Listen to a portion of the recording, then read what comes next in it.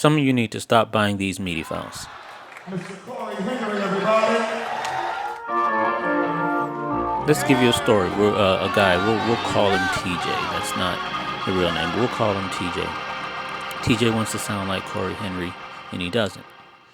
So he comes to my channel, he sees the notes on the screen, he sees that I'm offering a MIDI file, so he goes to the description area, he clicks the link,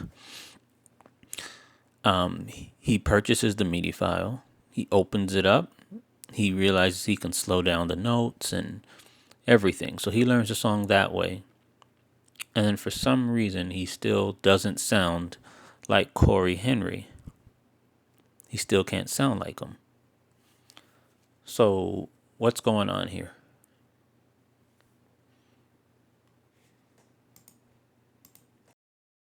Today we're going to look at two things. We're going to look at the secret to Cory Henry's chords. And we're also going to look at why you still won't sound like him, even after you know the secret. All right, let's go. 4 major chord qualities: major, minor, diminished, and augmented. So which of these do you think Cory is not using? Which one of these triads is he not using? All right, take a minute to vote on the screen.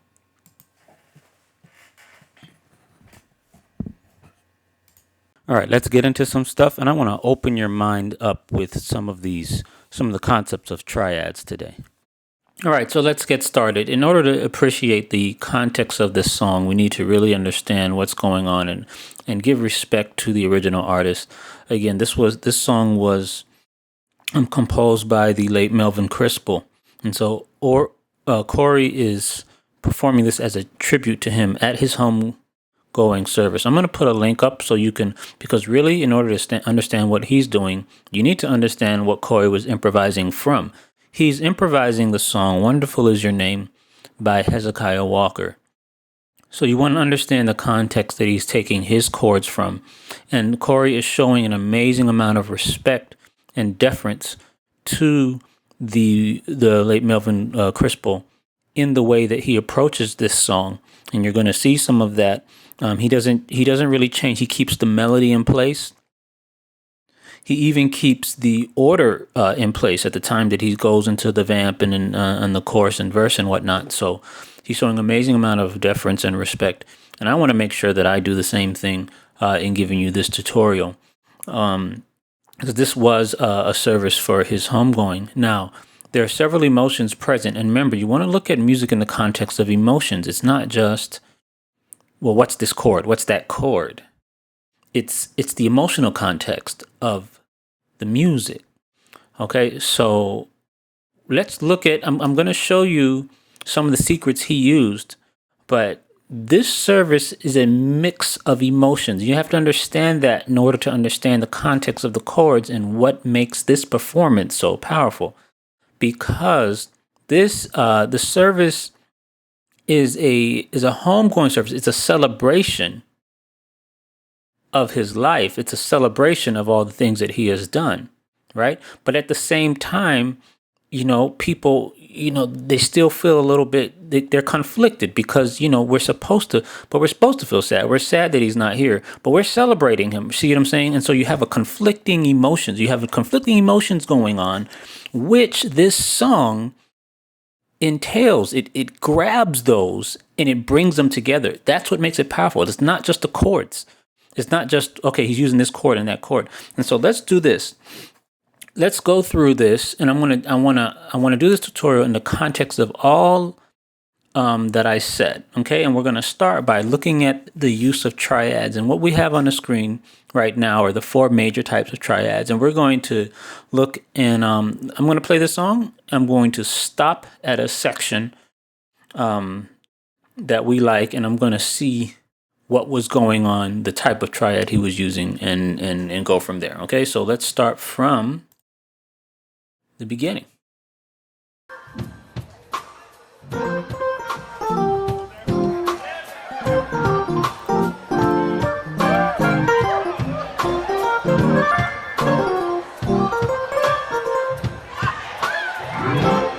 Notice he's keeping the melody intact. Everybody can tell what this song is.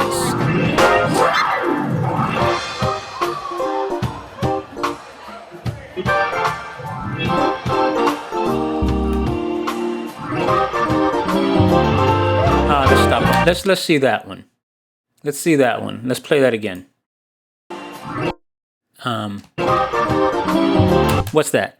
That chord right there. That movement. It was a quick passing chord there. Okay, so of the four, which do you think that is? Let me play that little phrase again.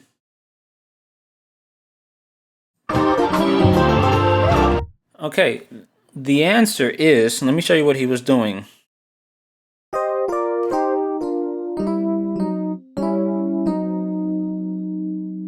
Diminished chord. He's doing a diminished. Okay, so because normally the song will go, right? Normally, that's the original version. And he's going, okay, so he's doing a quick passing movement. And the notes would be, but he's adding this. Now remember, this is just a inverted diminished because the diminished would be here. Okay, so here's an example of a diminished chord. And remember, diminished chords create tension. They give tension. And remember the emotional context of the audience, okay, goes from this tension to the release, right? So, and then goes right back to the song. So he's teasing you with the tension, but not actually hitting it. All right, let's keep going. What should I show that? No, get the MIDI file. I'm not going to show everything.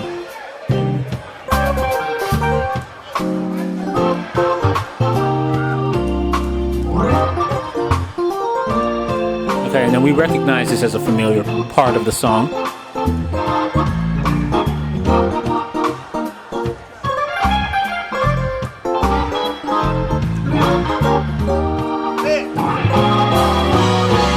And of course, that's a very popular movement there. Everybody should know that, but if you don't, it's just a... Okay, so, and you can... Or you can actually do that with just moving one note. You can just move the bottom note too. You can go like that. And then move the others. Like that, if you wanted to.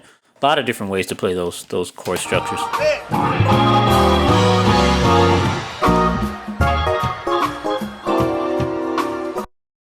Nah, you can get that from me.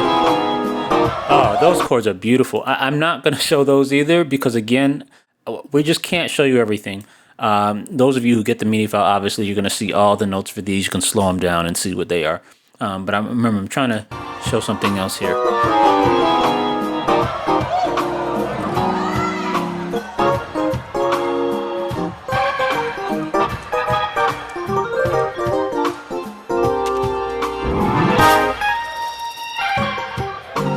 A lot of this, can't be replicated very well with the keyboard, obviously, because he's using a lot of the drawbars to create the effects that he's needing.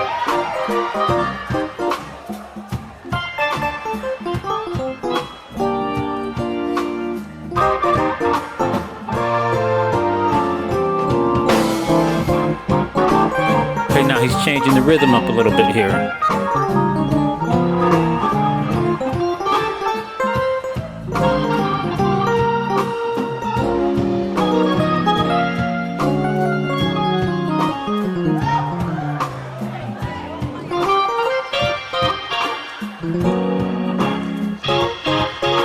I'm gonna skip forward a little bit here. No. Let me.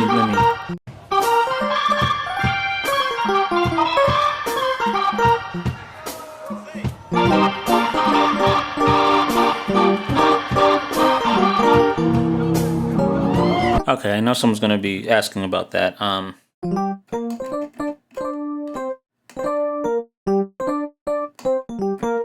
he's going, that's just actually just a tritone there. All right, so he's just using the tritone there in the C tritone. Well, it's an E tritone, but again, it may be easier looking at it as a C dominant 7 chord. But I've always told people that when you're playing a certain tritone, you should memorize the bass line that goes with that tritone. So with the E tritone, the C works on that. Okay, and it's always going to be a third down from the bottom note, the root of the tritone.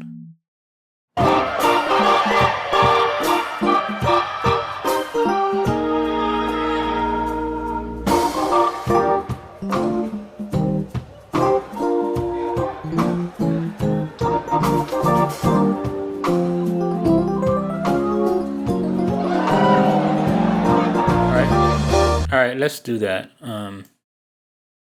Let's do those chords there. All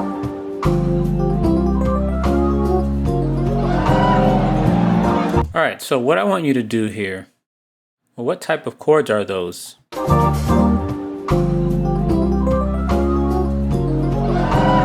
I'm going to say that those chords are mostly major chords. Okay, so when we examine them, let's give those to you. I said mostly, they're not all majors. And we're going to do the chords. We're going to do the chords. I'm not going to so much do the run with it, but I want you to practice the context that the run is used in. So that first chord is going to be, okay, which is a G minor chord inverted. A D minor chord inverted.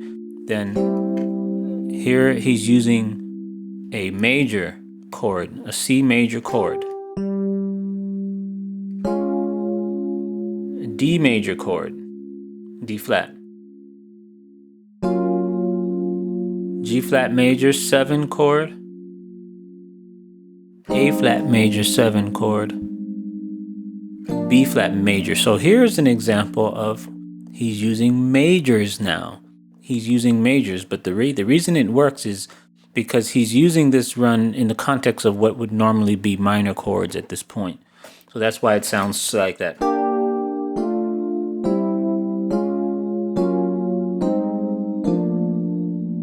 going to play it with him so you can hear it.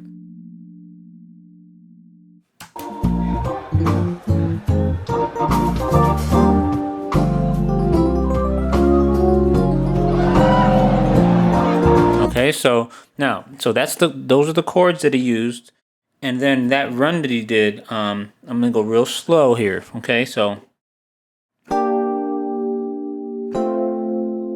and then he starts this run because he wants to start it when he gets to the major portion.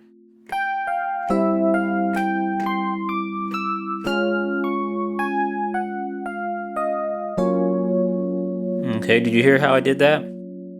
Look at it slowly. I mean, now I already told you the chord progression.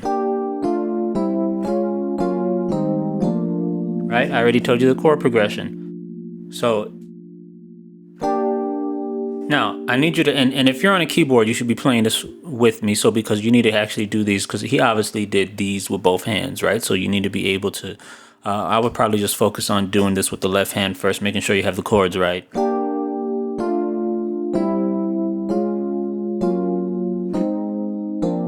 Right? And then however you want. I know I'm voicing it a little bit differently each time, but So, da, first chord, second chord, start the lick.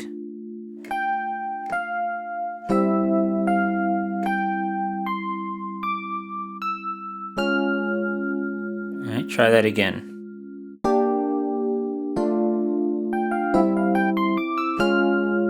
See how that worked? And then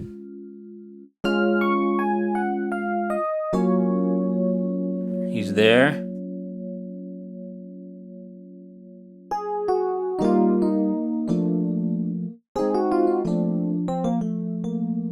And I added some extra notes in there myself because at the point where he finishes that run,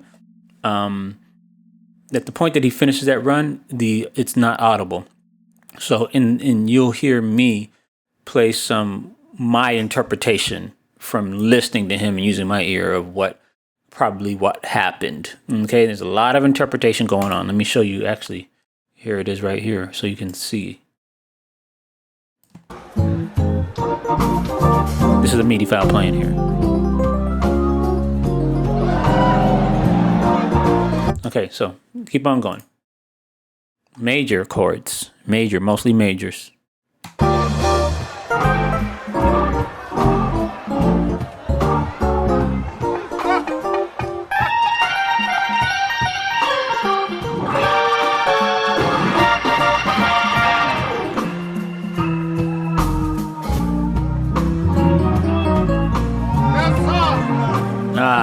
So what do you think that is? Major, minor, diminished, or augmented? What's going on there? What do you think those are?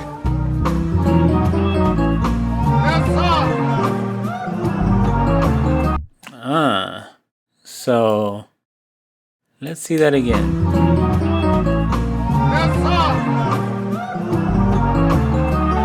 All right. I'm going to tell you what they are. They are minor chord. They are minor. He's just doing minors. Here's what's actually going on. So he's doing that. But the minor third would be, right? Right? So that would be a minor third. But he's taking that E, moving it down here. Okay, so listen to that again. Right? So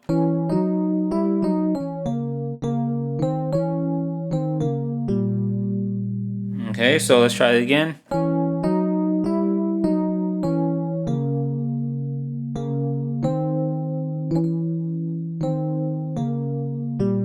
And then he goes on. So those are minors. Then he does a diminished arpeggio.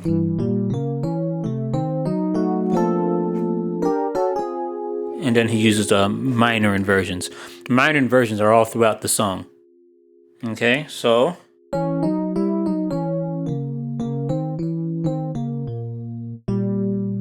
I'm trying to remember what I played for the MIDI file here. All right, so let's try it again.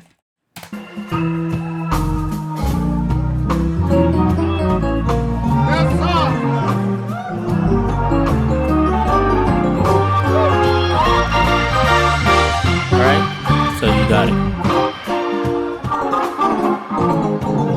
All of those are minors, by the way. So all of those are minor inversions.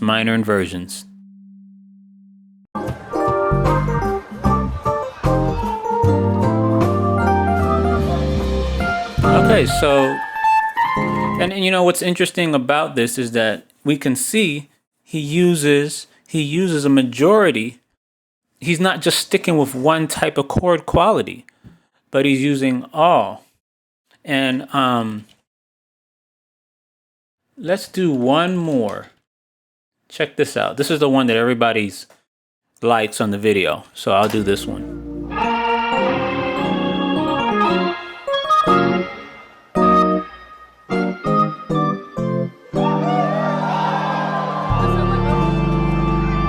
All right, let's examine those.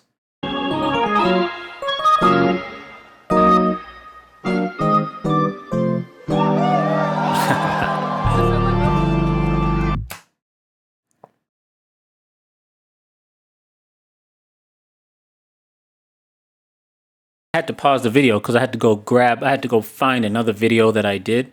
I want you to listen to something that I said in another video. Very interesting here. This is the video I did of Cory Henry playing I Will Bless the Lord. One of the most popular MIDI files that actually I have. A lot of people have gotten this MIDI file and enjoyed this video a lot. And I want to show you something I said here. And then you have your augmented. Let me scroll that back a little bit. You have your diminished chord. And then you have your augmented, where the fifth is raised. Now, he doesn't use a lot of augmented. The key to this That song, poor augmented chord doesn't get any kind of love. I counted a total. I counted a total of about 15 diminished chords. Oh, so you counting the diminished? 15 of the diminished types of chords, and that was about. I wasn't all the way through when I counted, but I stopped it around, I don't know, a little over halfway. He had used about 15, but the minor chords he had used were about 30. Oh, you counting the? So I would say then that You counting the diminished? between, and he used some major ninths and major sevenths. And you counting the as well, majors. but, So you counting the diminished chords, the minor chords, and the major chords, and of the four core qualities, the augmented is the augmented that gets no love. Look at this. Because people don't even think of augmented when they're doing chords, right? They're not, you think minor chords in a heartbeat, and you'll think diminished, but nobody wants to think of augmented. Well, let me blow your minds real quick. Let's blow your minds here. Sean Wilson Piano says that he don't like augmented chords. Check this out.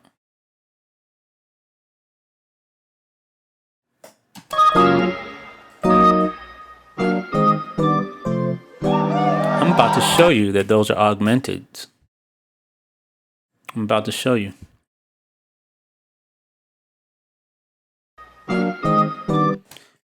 This chord here, the very first chord, is going to be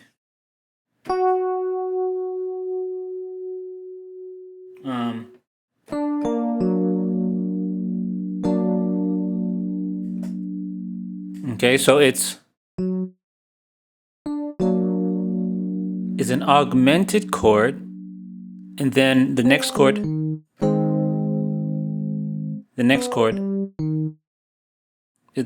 is an augmented chord. So he's going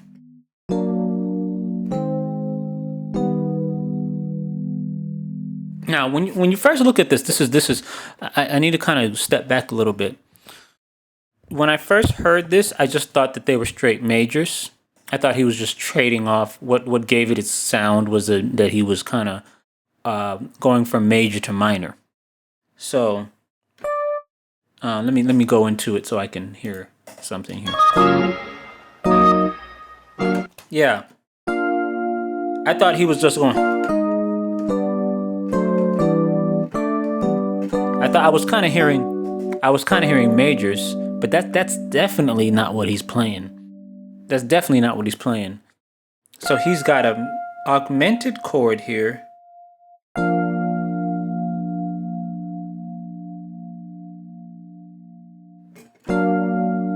I meant to do that. Right. But what happens is you miss it with that F being there, because now you don't want to call it. You want to call it. You really want to call this a G major 7 sharp 5, right? You're tempted. What I mean by you want to call it, you're tempted to call it that. And then by calling it that, you miss the beauty of what it actually is. Because by seeing it as an augmented, this F is part of the melody line. I don't need that in order to establish what is actually going on here. It's actually, right? Augmented, major, augmented, major, augmented. This is so interesting because, and I actually had to I'm actually slowing down on this because and the teaching may not even seem as fluid, simply because augmented chords aren't something that I'm used to throwing into the playing, especially not in the manner that he's using them. But what he's doing are augmented chords. So, and let me make sure I have so that's in that chord. Okay, so then That's your first chord because that's that augmented. And this is the reason why I don't want people to just say, I don't want people just telling me the notes. This is a G sharp, this is a G flat, B flat, D. No, I want to know the quality. I need to know the quality because I need to know when that sound, when I need to go and grab that sound and use it in other ways. I don't even want to know that this is a G7 sharp 5. I need to know the basic quality that I'm using augmented chords and alternating them with major chords. That's what I need, right? So major, augmented, major, augmented, not an E major 7 flat sharp 5, augmented, augmented, okay? They're augmented chords. Now, this is the reason I say this stuff will blow your mind because people don't think in terms of augmented chords. They're not thinking in terms of Cory is actually pulling from all 4 chord qualities. He's not just sticking with that one, like I said in the video before, and saying, well, the augmenteds we're not using. That he actually is implementing all 4 in various ways, whether they're inverted, whether they're open, or whether they're just straight, triads without inversions. So that's the beauty of what's going on here.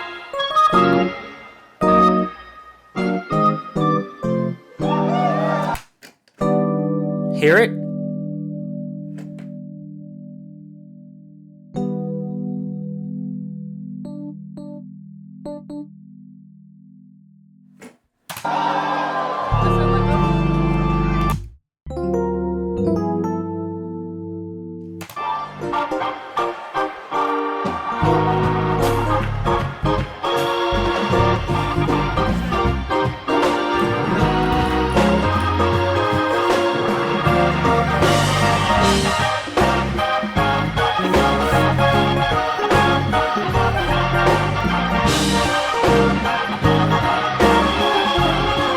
Just in case you wanted that. Those are just major chords. All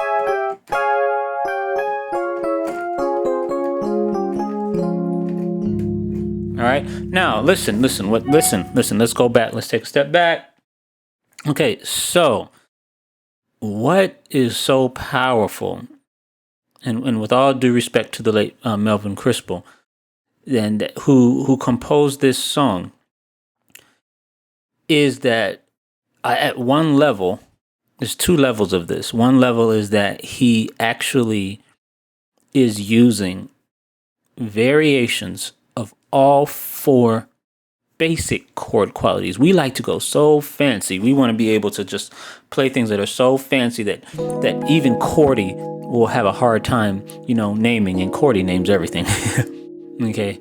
Chords is the app that I use to show the notes on the screen, by the way. I'll put a link. I don't think I've ever put a link up here for this program.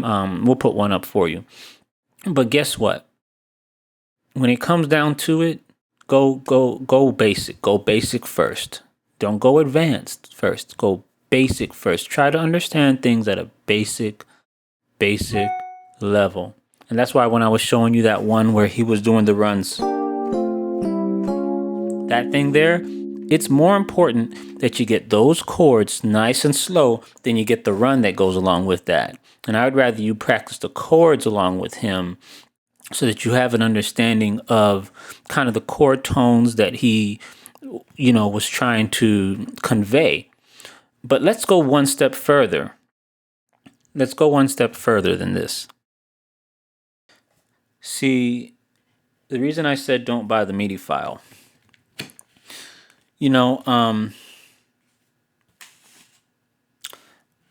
the hardest thing about creating the MIDI files is not trying to find the notes. Capturing the notes is pretty simple, actually. This song, compared to some of the other songs that I've done, especially, wasn't difficult for me to capture the notes.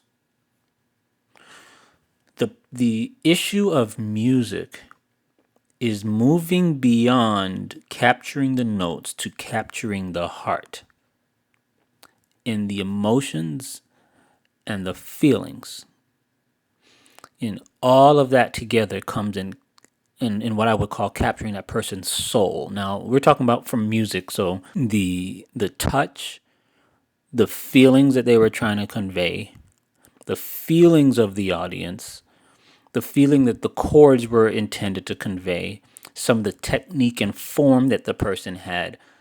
You see, the reason why that story at the beginning I told, where he got the MIDI file, he rehearsed the MIDI file, but still doesn't sound like Cory, is because he doesn't understand.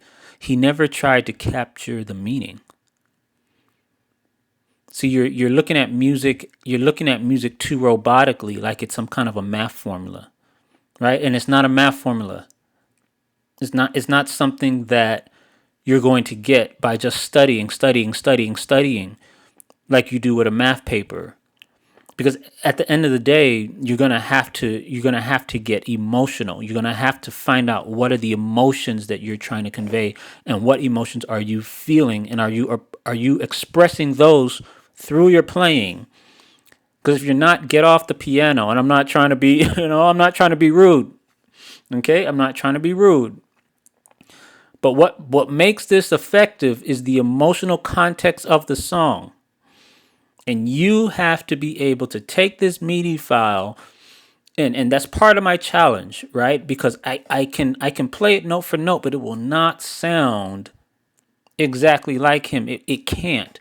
And the best that I can hope to do is to capture some of the soul of what he's playing, the soul of it, right? And so you know what that is. Only you know what's gonna make you feel a certain thing. And if you're not feeling it, stop playing it. Like, really, like, you have to like it. You have to enjoy it, and you have to know what emotion you are trying to convey.